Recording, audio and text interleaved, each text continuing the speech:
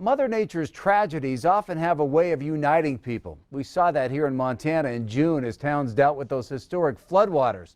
Now, just a couple of months later, Yellowstone County's DES coordinator did his part to pay it forward.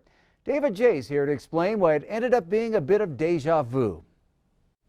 Russ, Casey Williams traveled to Florida to help a crew with hurricane relief and ended up working with some of the same people that assisted here in Yellowstone County with those floods.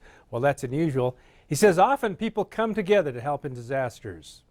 You can't get a grasp of the enormity of the damage. This is thousands of square miles of damage. Everybody's home that got flooded is damaged or destroyed, and there's carpet and couches and refrigerators out on the street. There's trees blown down. There's no power. There's no water. Casey Williams has seen a lot of destruction in his role as DES coordinator, but he's never gotten used to it and says the full impact of what happened in Florida last month is hard to comprehend. I don't know how to describe it because it's not just it's an emotion.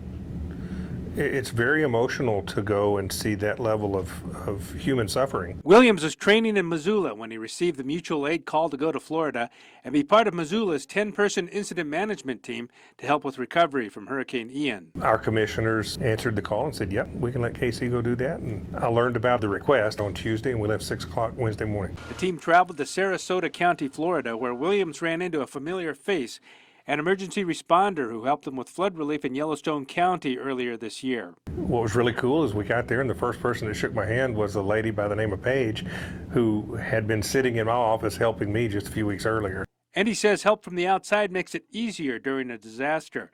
In a world so divided, it's often tragedy that unites. We're still America, and we're still a community, and even though we get all the bad press, most people aren't bad. Most people are good citizens who want to help one another. Williams says what he saw in Florida will stick with him for years to come, but he knows he'll likely be called to help again, and he'll be ready when it happens. These are people who are going to be homeless for a year or two.